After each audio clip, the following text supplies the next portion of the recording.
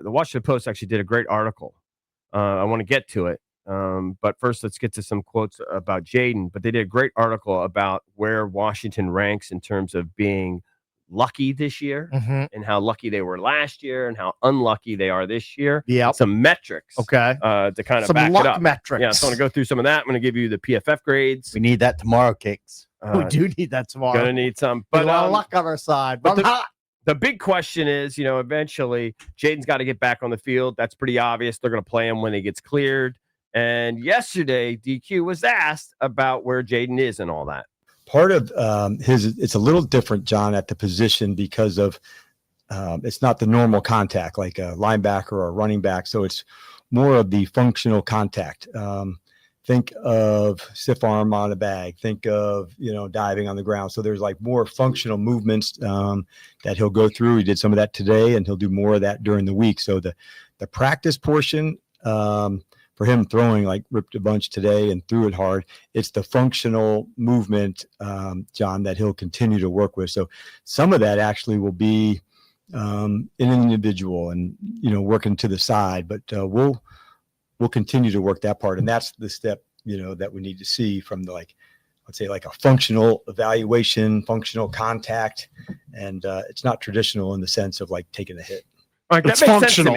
I think he's going to be functionally in a luxury suite. Right. Or on the this sideline. Sunday against the Vikings. I don't know. I think there's still some wiggle room, but that makes sense to me because I've always kind of mocked it and go, he doesn't need his left arm. But that's true. You need a stiff arm, right? You keep somebody at bay. That is a real thing. So you want to see some power and strength there. Kind of brace yourself when you do hit the ground. Fall. Yeah, you want to make sure that you're not being too gingerly with Nothing that he said there gave me confidence that he'll be playing on Sunday. Aaron Rodgers played with a cast, right? Aaron Rodgers played with 3 fractures. Yeah. Well, how did he play? Yeah, but still he played. The point is he was cleared. Look at his numbers. Point is he was cleared. Either throwing the ball behind the line of scrimmage or at the line of scrimmage for like half of his plays. Yeah, he's in an Arthur Smith. He was offense. also throwing to receivers who weren't in the right area. Okay. Yeah, and he was getting pissed off. I don't think it was because of his injury. Yeah, exactly. He was cleared. He was cleared. That's who do they have next week? Because you could the Giants after. Because you could argue at the Giants. A Brian Flores high blitzing defense, Broncos defensive line.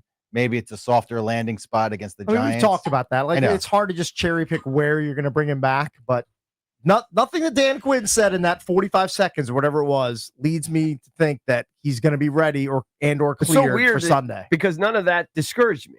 Like that all makes sense, but the fact that he said he's working off to the side. We said he's ripping balls, but some of the other stuff you do on the side. Yeah. Like a stiff arm drill. Doesn't play Sunday. $2. Who wants it? He does not play. He didn't sound like it, but I wouldn't be shocked. Nobody? I wouldn't rule it out. Just to humor you and you want to goad me into it, I will take $2 that he will play because I didn't hear anything that screams to me it's impossible. He just needs to see him be able to stiff arm guys. Yeah. Okay. All right. Well, if he can't, he's not going to play. You know what? I'm betting on Mommy. You betting on the Bobby? I'll take it too. Yeah, let's do it. I want in on that. I didn't hear anything there that made me believe there's no chance he could prove that he can't stiff arm a guy this week. Let me win enough money to tip the maid at MGM tomorrow night. We already have one for 11-3. Jaden will play in 2025 season after elbow injury. Who that's has a that different bet? one. What? Who's on what side? You and Eric. I'm saying he will not play. Correct. The rest of the season? You had him shut down. You had him shut down. Hopefully it's not for a lot of money. No, Cakes is always a tanker and a shutter downer. No, I'm fine with him. If he's cleared and he's good to play, I'm more than happy to see him out there. I just don't think he's going to get cleared this week. All right. I know Dan Quinn speak. I know. I think when I hear him talk, I know where he's leaning. I think it's 50-50. Play that again. Play it again. Where's the part where he said he's out this week? That he's not going to be able to show that to me this week. Let's hear it again. He didn't say that. He just says functional. Yeah, wants to see the functional 10 times. But he wants to see the functional strength. All right. Part of it's a little different, John, at the position because of it's not the normal contact like a linebacker or a running back. So it's more of the functional contact.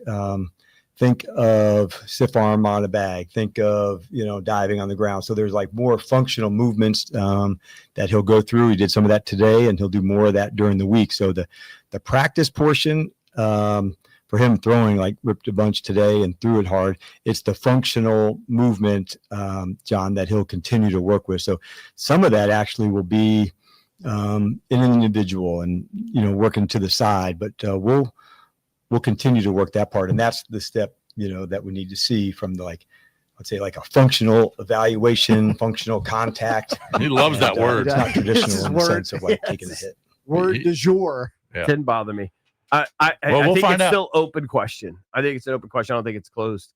I agree. I'd say I it's would open. lean toward Cakes' side, but I'm sick of the talking about opponents and when he should play and soft landing. He's a football player. If he's healthy, I don't care if you're playing the 85 Bears defense. He should play. Buddies want you to say the early 2000s Ravens defense, but that's The just Ravens defense of the early 2000s. You play him. He's an NFL quarterback. Learn to play against every team. I mentioned the Post, good article here. I'm gonna give credit to the writer. I guess it's Tom Shad. Is that the guy? I think. Okay. Yeah, Tom Shad. Okay, so he's writing about the luck and unluck or whatever. He kind of sets up the article with the last play there that they called it perfectly. They had the blitz. They had who did they have open over there? Was it McNichols slipped wide open in the flat? If Mariota throws it with just a few more degrees of loft, they're going to win that game. If linebacker Nick Bonito had taken a slightly different angle, they're going to win that game, etc. It's just been a crazy year. I didn't realize this now. That's 3 of Washington losses have come by a combined 5 points. Okay. Each coming down to basically one mistake. The fumble by Jaden, the missed game-winning field goal by Matt Gay against Miami, and then the batted ball Sunday night. So, basically everything went right for them last year. In fact, NFL data scientist has attempted to measure some of these moments when he calls them part of his luck dashboard. Okay. He tracks 4 types of plays: dropped interceptions, dropped passes, missed field goals, points, and recovery. It calculates the cumulative impact on each team's winning percentage. Again, I'm stealing this all from the Post and Tom Shad, who wrote this article. Last year, by this guy, Tom Bliss, his metrics, Washington was by far the luckiest team in the NFL. This year, as of Monday morning, they're the second most unlucky. Only the Jets have fared worse in the those luck categories. Poor Aaron Glenn. Who's number 1 in luck this year? Or the top 3 teams? Who's the biggest luck box? Yeah. Looks like, you know what? I don't know. I haven't looked at it yet. Okay. I don't want to.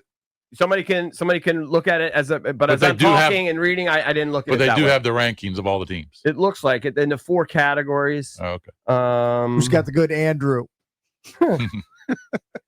Commanders had so much of it Maybe last year. Broncos, because haven't the Broncos won every game by like One score. by 1 score, especially on the road? Yeah. That sounds They've had right. a bunch of them. And were I don't they know that I'm trailing? reading this correctly, but net win probability added, it looks like Philly in weeks 1 through 12 is 1 plus 110. I don't know if that makes sense to you. Cincinnati, Dallas, Baltimore, Pittsburgh, Chicago. Let me see. Let me click on this. Let me click on it, make sure I'm getting the full. Yeah, I think I am reading it correctly. Yes, yes. Okay, yes. So Philly won. Philly's the luckiest. Then Cincinnati, then Dallas, then Baltimore, then Pittsburgh, then Chicago, San Francisco, Denver. The bottom, the unluckiest teams, they also happen to be the worst teams. The Jets, the Skins, the Packers are weirdly in there. The Giants, the Panthers could be better if they got better luck.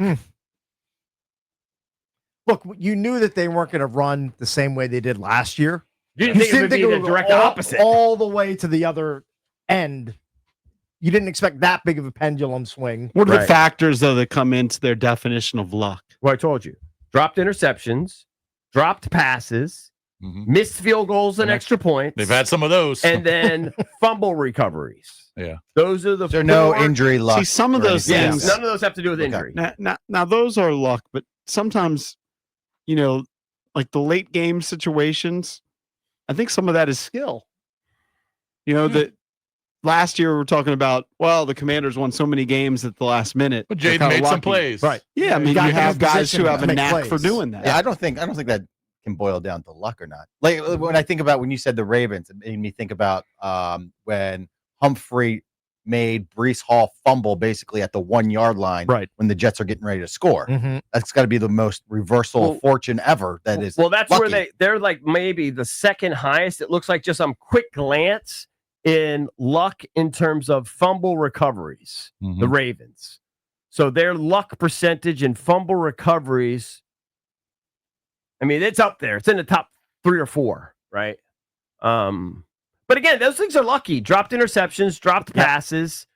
I don't know if field goals missed, if that's luck. Maybe it is. Field goals missed, extra points missed, and then fumble recoveries. Matt Gay, by the way, looks like he's doing okay in San Francisco, Jason. Yeah, I mean, Has he had any 50-plus yard attempts? I don't know what. No, his it looks like numbers as are. long as a 47 right Yeah. now. Yeah, exactly. Well, you have a better offense. You don't have Yeah. as many long Yeah. graspers. Let me know when he's kicking a bunch of 55-yarders. He'll miss those. Let me know when that happens. All right, coming up next, Chris Doering, SEC Network analyst. He'll join us. And don't forget, Will Dawkins, Wizards general manager. He's going to join the show coming up at 8:45 right here on The Fan.